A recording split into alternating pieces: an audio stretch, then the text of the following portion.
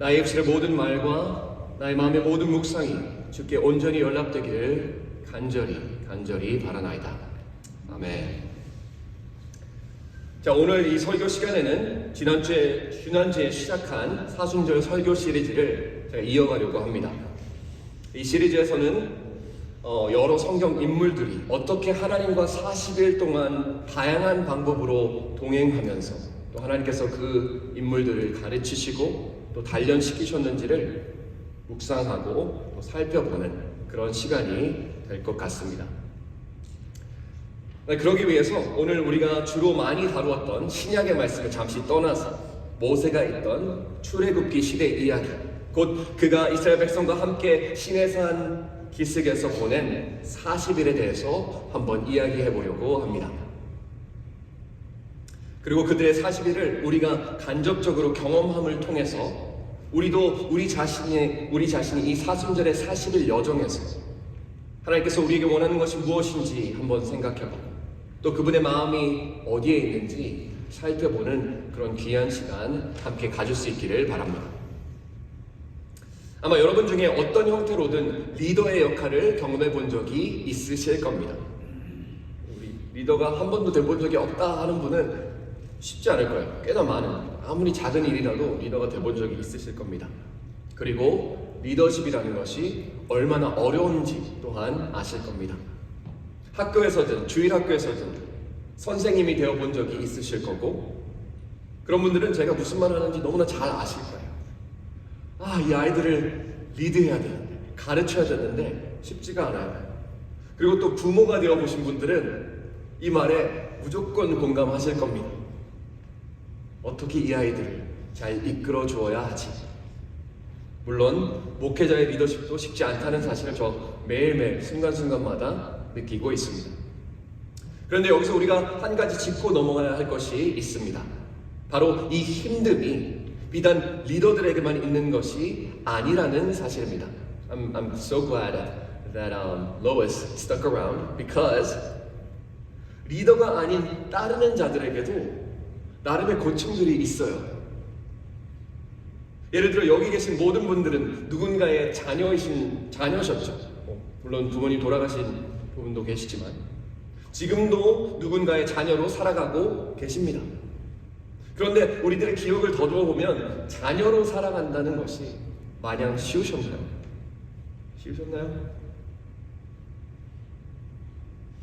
부모님의 기대에 부응해야 합니다. 그렇죠?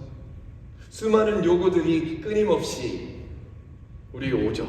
끊임없이 하십니다, 우리에게. 그리고 그것 때문에 답답할 때도 있고, 때로는 내가 기대에 부응하지 못하는 것 같아서 죄송하기도 하고, 내가 너무나도 부족하다는 생각이 들기도 합니다. 그러니까 제가 여러분께 말씀드리고 싶은 것은 결국 우리가 리더의 자리에 있던 아니면 따르는 자가 됐던 부모이든 자녀든 결국 그 어느 누구도 쉬운 길을 걷고 있지는 않다는 것입니다. 그리고 제가 이런 주제로 오늘의 설교를 시작하는 이유는 모세와 이스라엘 백성들의 관계가 똑같았기 때문입니다. 딱 그랬기 때문입니다.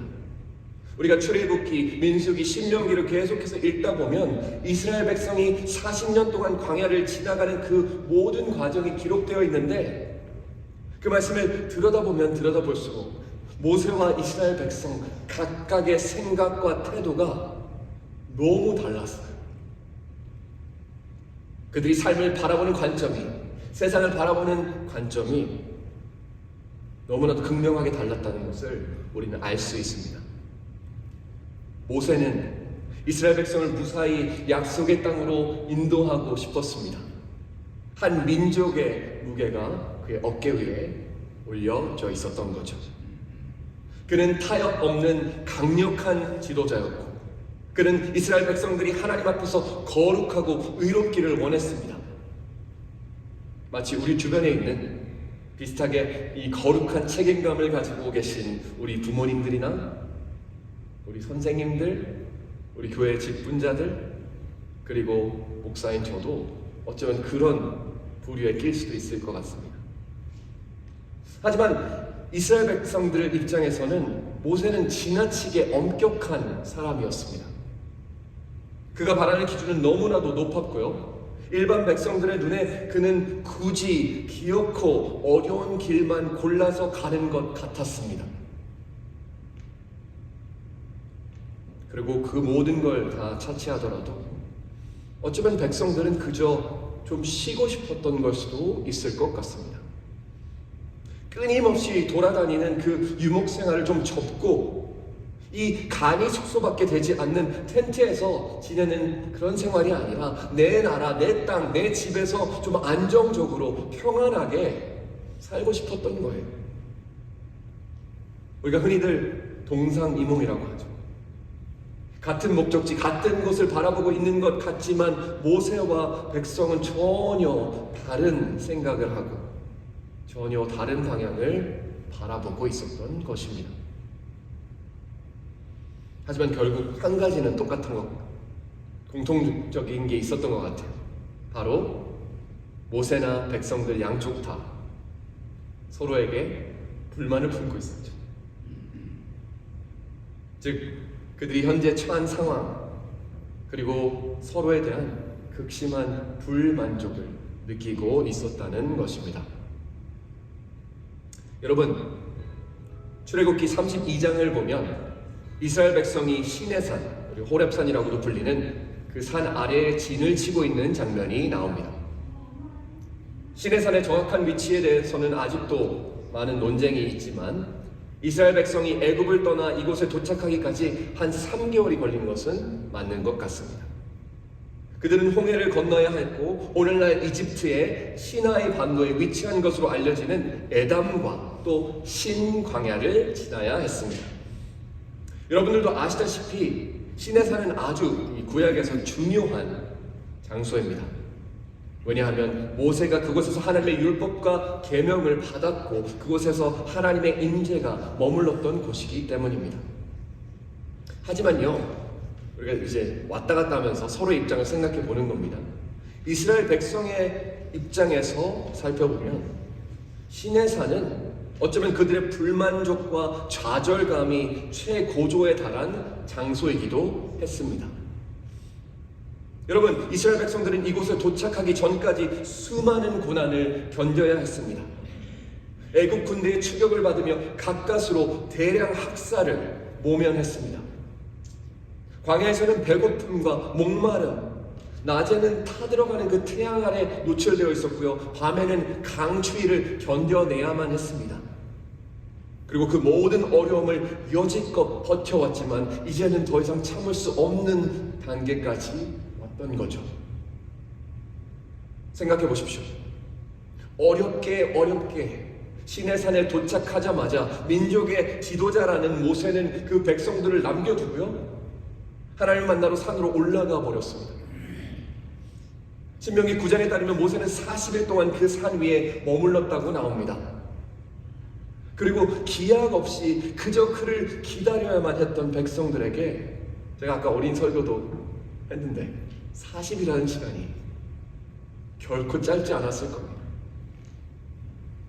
너무나도 길고 고통스러운 시간이었을 수 있습니다. 여러분 잘 아시죠? 무언가를 하고 있는 사람은 자기가 뭘 하고 있으면 시간이 금방금방 지나가는 것 같아요. 근데 그 사람을 차 안에서, 집에서 기다려야 되면, 예를 들어서 이제, 죄송합니다, 이건 어쩌면 적절하지 않을 수 있는 그럴 수도 있는데, 뭐 우리 권사님께서, 집사님께서 안에 장을 보러 가셨는데, 난 그냥 차에서 기다릴게. 차에서 기다리는 사람은 이게 시간이 안 가요. 왜 이렇게 안 와? 왜 이렇게 안 와? 근데 안에서 이제 마트에서 장을 보시는 분은 이것도 보고 저것도 보고 금방 지나가는 것 같잖아요. 그렇습니다. 그리고 이스라엘 백성들은 이렇게 생각했을 겁니다. 우리를 이끌고 애굽에서 나오게 한 이 모세가, 젖과 꿀이 흐르는 땅으로 데려가겠다고 약속한 그 모세가 이제 우리를 버리고 떠나버렸구나. 이제 우리만 이 사막 한가운데, 이 낯선 땅에 홀로 남겨졌구나. 여러분, 이스라엘 백성들은 분명 그 순간 깊은 좌절감, 실망과 공포를 느꼈을 겁니다. 그런데 사실 모세도 자기 나름대로의 깊은 불만과 좌절감을 느꼈겠죠. 그는 40일 밤낮을 금식하면서 하나님께서 하시는 말씀을 듣고 받아 적었습니다. 하나님께서 이스라엘 백성과 영원히 맺으실 그 언약, 즉 하나님께서 그들의 하나님이 되실 것이라는 그 영원한 약속을 받는 정말 놀라운 순간을 보내고 있었습니다.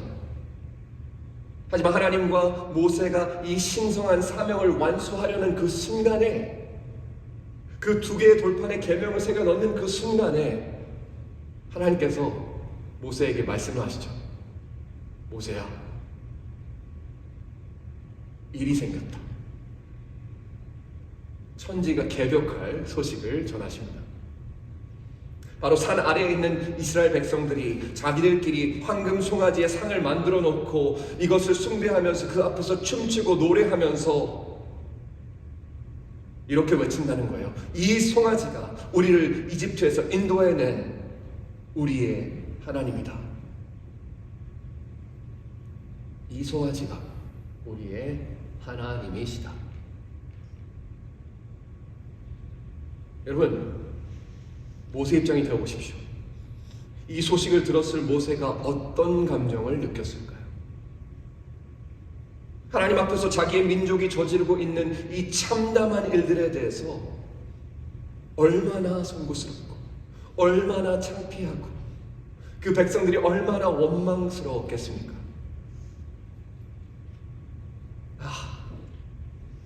이 이스라엘 백성들 도대체 어떻게 해야 할까요?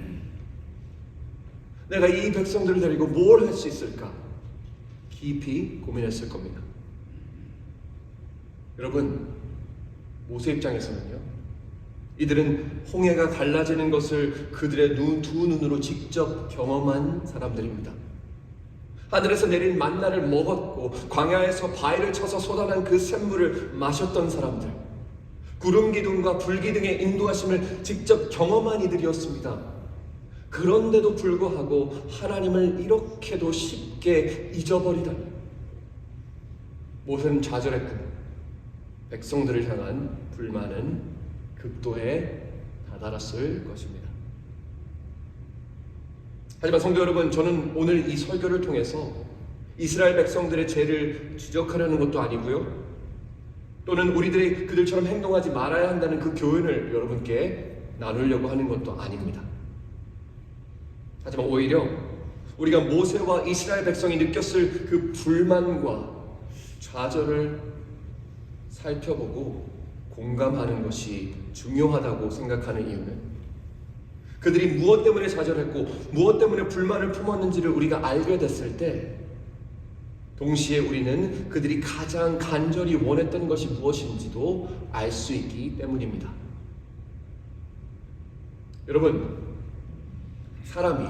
인간이 가장 큰 좌절감을 느낄 때는 바로 자기가 가장 간절히 원했던 것이 이루어지지 않을 때입니다. 그렇지 않나요? 모세는 이스라엘 백성이 하나님의 율법과 약속한 합당한 거룩한 백성이 되기를 원했지만 그것과 반대의 방향으로 가고 있는 백성들을 본 겁니다. 좌절할 수밖에 없겠죠. 모세가 그 백성들을 얼마나 사랑했는데요. 그리고 얼마나 사랑했는지 모세가 하나님께 한 이야기를 들어보면 바로 알 수 있습니다. 하나님께서 이스라엘 백성들의 죄로 인해 그들 모두를 멸하시겠다고 하셨을 때 모세가 어떻게 하나님께 간청했는지 한번 들어보십시오. 하나님, 부디 그들의 죄를 용서해 주시옵소서. 그러나 만약 용서하실 수 없다면 제 이름까지도 그 생명의 책에서 지워 주십시오. 여러분, 모세의 불만과 좌절 속에서 우리는 오히려 모세가 가지고 있던 그 백성들을 향한 깊은 사랑과 연민을 들여다볼 수 있는 겁니다. 마찬가지로 이스라엘 백성도 좌절했죠. 그들에게는 그 두려운 순간 속에 함께 있어줄 지도자가 필요했던 거예요. 자기들 두고 어디 떠나는 이 지도자가 아니라 자기들 옆에서 도와줄 지도자가 필요했던 겁니다. 그들은 자기들을 끝까지 지켜줄 존재, 보이는 존재, 항상 곁에서 보호해줄 존재가 필요했던 겁니다. 그리고 그런 그들의 좌절과 불만의 원인을 우리가 이해하면 왜 그렇게 행동했는지, 우리는 왜 그들이 황금 송아지를 만들었는지도 물론 잘했다는 건 절대 아닙니다. 이해할 수 있게 됩니다. 왜냐하면 그 황금 송아지는 단순한 우상이 아니라 그들이 광야에서 살아남기 위해 어떻게든 붙잡아야 했던 안전과 보호의 상징이었기 때문입니다. 그들은 눈에 보이고 만질 수 있는 그 확실한 존재가 필요했던 거죠. 여러분, 우리가 삶에서 경험하는 좌절감은 우리 자신에 대해서 많은 것을 알려주는 것 같습니다. 그리고 오늘 아침 여러분들 또한 여러분들이 지금까지 경험해 오신 수많은 좌절감과 불만과 그런 모든 감정들이 무엇인지 한번 살펴보길 원합니다. 여러분의 소망, 바람, 그리고 필요 중에서 아직 충족되지 않는 그 무엇인가가 있지 않으신가요? 분명 이 자리에는 길을 잃고 방황해서 이 순간에도 외로움을 느끼고 계신 분들이 있을 수 있습니다. 고독감과 싸우시고 있거나 두려움과 불안함에 사로잡혀 있으신 분들도 계실 겁니다. 아니면 나 자신이 너무나도 작게 느껴져서, 내가 너무나도 모자라다고 느껴져서 힘든 분들도 계십니다. 그리고 한때 간절히 품었던 그 꿈과 소망이 어쩔 수 없는 현실의 벽 앞에서 산산이 무너지는 것들을 경험한 분들이 이 자리에 계실 줄 모르겠습니다. 하지만요, 우리가 그 어떤 좌절을 겪어왔고 그 어떠한 결핍 속에 있더라도 오늘 이 아침 우리는 그 모든 것들을 하나님께 토로하라고, 하나님께 올려드리라고 강력하게 요청받고 있는 것입니다. 성도 여러분, 분명한 것은요, 우리 하나님께서는 우리가 겪는 그 어떠한 좌절감도 그거 너무 세속적이야, 그거 너무 나빠 라고 책망하지 않으십니다. 우리들이 그 어떤 결핍과 피로를 우리 안에 품고 있더라도 그걸 사소하게 여기시는 분이 아니시라는 겁니다. 나아가서 우리가 겪는 도저히 감당할 수 없을 만큼의 큰 좌절과 어려움도 하나님의 눈앞에, 하나님의 그 능력 앞에서는 능히 이겨낼 수 있는 것들이라는 사실입니다. 성도 여러분, 우리 하나님께서는 우리의 모든 신음을 들으시고 그분의 가장 따뜻한 품 안에 우리를 끌어안으시는 분이십니다. 우리에게 응답하시는 신실하신 분이십니다. 모세와 이스라엘 백성들이 의도를 했던 의도하지 않았던 40일 밤낮 동안 그들은 좌절과 불만의 감정을 표출해야 되는데 그걸 하나님께서 보셨습니다. 들으셨습니다. 그리고 그 하나님께서는 그들의 수많은 감정과 신음 속에 뒤섞여 있던 그들의 간절한 필요와 소망을 꿰뚫어 보시고 가장 완벽한 방법으로 그들에게 응답하셨습니다. 보이는 평화와 안정을 위해 스스로 금송아지를 만들어 숭배한 그 이스라엘 백성들에게 하나님께서 어떻게 해주셨나요? 친히 그들의 하나님이 되어 주셨습니다. 그리고 그들에게 약속하십니다. 내가 너희의 하나님이 되고 너희는 영원히 뭐라고요? 나의 백성이 될 것이다. 그리고 그 무엇보다 자신의 민족이 복받길 간절히 바랬던 그 지도자 모세의 바람같이 하나님께서는 이스라엘 백성을 그저 복을 누리는 백성이 아니라 온 세상 모든 민족을 축복하는 축복의 통로가 되는 민족으로 다시 세우셨던 것입니다. 저는 하나님께서 우리가 지나가는 이 사순절의 40일을 통해 우리를 만지시고 회복시키시고 치유하시길 원하신다고 굳게 믿습니다. 우리가 이제까지 포기했던 삶의 영역들, 오랜 세월 동안 이루어지지 않고 좌절했던 모든 부분들까지 우리 하나님께서 만지실 거라 믿어 의심치 않습니다. 성도 여러분, 기억하십시오. 실망과 좌절은, 그리고 불평은 한계를 지닌 인간들에게 속한 것입니다. 하지만 우리 하나님께서 우리에게 이렇게 말씀하시죠. 나는 여호와여 모든 육체의 하나님이라. 내게 능치 못한 일이 있겠느냐. 인간인 우리에게 불가능한 것들, 하나님의 눈앞에, 하나님의 임재 앞에 결코 불가능하지 않다는 것을 꼭 믿으시는 여러분들에게 원합니다. 사랑하는 성도 여러분, 그 하나님의 말씀을 들으시고 그 하나님을 신뢰하십시오. 하나님께서 우리의 피로를 채우시고 우리의 좌절과 실패가 열매 맺게 하시고 오늘의 설교 제목같이 우리의 불만이 결국 하나님의 충만함으로 변화될 것입니다. 이번 한 주 그리고 이 사순절을 보내시며 시편 기자와 같이 믿음으로 선포하시기 바랍니다. 내가 지극히 높으신 하나님께 부르짖나니 그는 내게 목적을 이루어 주시는 하나님이시로다. 또한 사도 바울의 고백을 우리 모두의 고백을 삼아 오 하나님 주의 은혜가 내게 족하나이다 고백하실 수 있게 선포하시며 나아가시길, 체험하시며 나아가시길 이 시간 주님의 이름으로 간절히 축원합니다. 기도하시겠습니다. 사랑의 하나님, 참으로 감사합니다. 우리의 삶이 평탄치 않다는 것은 누구나도 잘 알고 누구나도 체험하고 있는 그런 사실입니다. 그럼에도 불구하고 그 사실을 우리는 인정함에도 불구하고 하나님 앞으로 그 모든 것들을 가지고 나아갑니다.